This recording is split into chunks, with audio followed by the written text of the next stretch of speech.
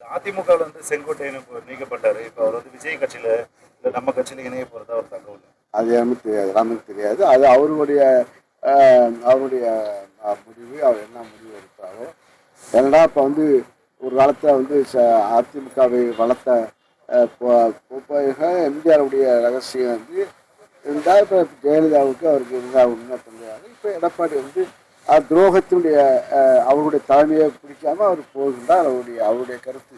அதிமுகவில் செங்கோட்டையன் இப்போ நீக்கப்பட்டாரு. இப்போ அவர் விஜய் கட்சியில இல்ல நம்ம கட்சியில இணைய போறதா ஒரு தகவல். அது நமக்கு தெரியாது, நமக்கு தெரியாது. அது அவருடைய அவருடைய முடிவு. அவர் என்ன முடிவு எடுத்தாரோ. ஏன்னா இப்போ ஒரு காலத்தில் அதிமுகவை வளர்த்த